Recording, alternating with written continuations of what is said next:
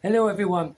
Well, I am outdoors in my shed again today and I'm doing some carpentry work on doors, and I just thought for the month of June I would do a 4-minute video to give people a far better idea about one additional background character in the book, and that I've mentioned him previously a few times, but I didn't make a dedicated video for him, which is what I'm doing now. And the character is called JeJune.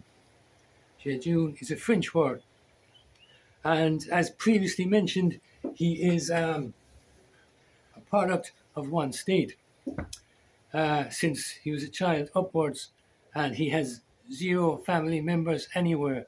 He was an orphan really from day one, and he was introduced into one state's farm system, which has also been mentioned previously, for the purpose of turning him into an athletic.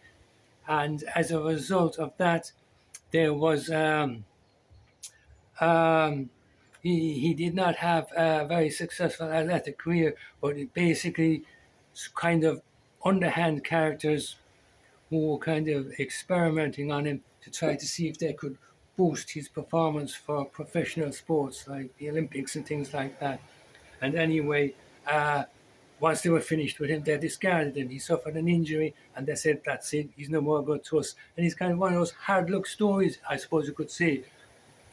And I just thought he was reasonably important to have a character like that in the book, because one state is a little bit like that. There are people at the bottom rung of society that you never hear of, not even working class people.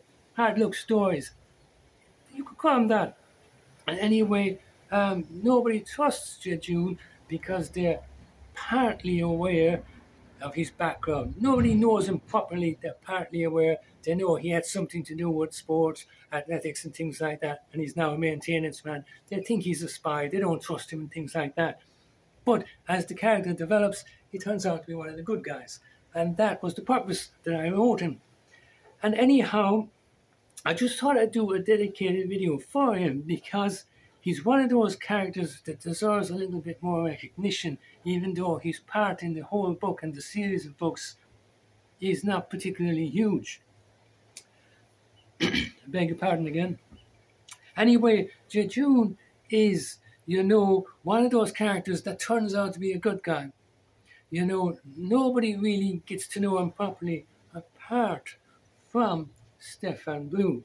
And Stefan Blue, by a series of coincidences, ends up depending on him for assistance and help, which he gets. He doesn't expect to get it, but he gets.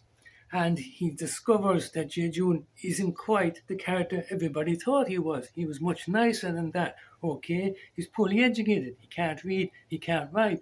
But, there are people like that in the world. And anyhow, JeJune ends up being a kind of a mini hero, not an anti-hero or anything like that, kind of mini hero, and unintentional. He does his little bit here and there, but by no great design. He just does it because it's in his nature. And anyway, he's one of those characters that, he doesn't go around with a chip on his shoulder. He doesn't have any grievance for the state, even though he was neglected a bit during these experiments to try to turn him into a super athletic that didn't go well.